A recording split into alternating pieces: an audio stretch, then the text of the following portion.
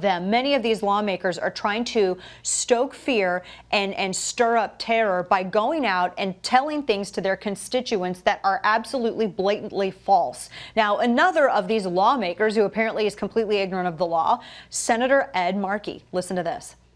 As of tomorrow, anyone, including criminals and terrorists, can have access to blueprints for making deadly weapons. With the click of a mouse, anyone will be able to download a computer file and use a very simple process to make it possible for them to be able to make a gun.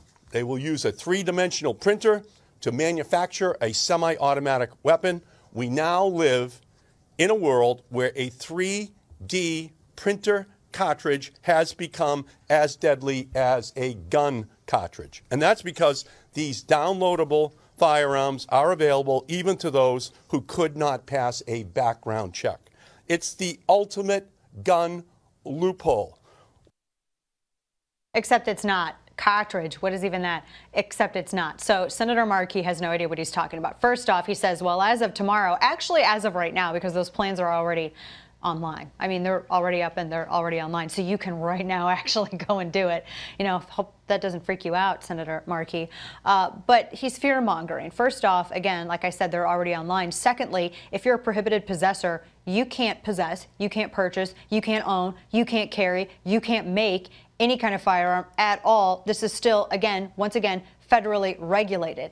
And this idea, once more, that they're undetectable is an absolute lie. Even the Liberator, that one chunky plastic-looking gun that Cody Hung held up in our first segment when we discussed it, there's still metal in it. Do you see the metal pieces? They're still metal. A small bit of metal, but there's still metal in it. And that's because it's against the law, has been for 30 years, to make something undetectable. 18 USC 922G Section O, and everyone should know this statute by heart if you're going to enter into this discussion on a public forum, period, with the aim of influencing anyone's opinion as to your particular side. That's the statute that regulates this specific aspect of firearms, firearm manufacturing, gunsmithing, etc.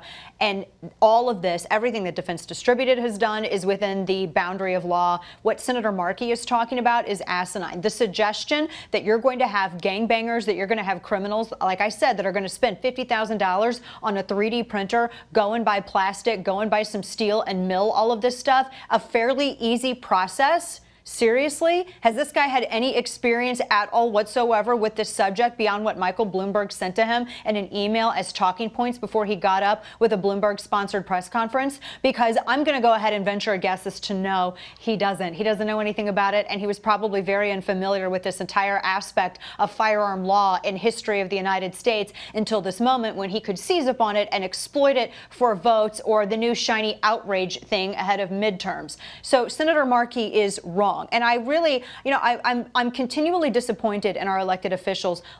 People who legislate, people who make law should know the law, especially when you're talking about passing law for laws that already exist. It's silly. But this idea that this is going to somehow spur of this, like what, there's black market, or that this is how criminals are going to get firearms, please give me just one example of any kind of mass casualty incident or any kind of crime in the United States that's been done with a 3D printed firearm.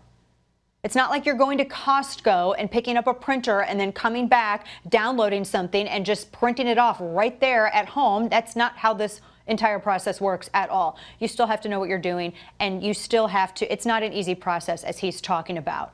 And he's assuming that all of these law-abiding Americans who are simply hobbyists that are doing this somehow have nefarious purposes, or they themselves are criminals, which I think is a horrible impugnation of the character of many of all of these individuals, which have done absolutely nothing to violate the law at this point.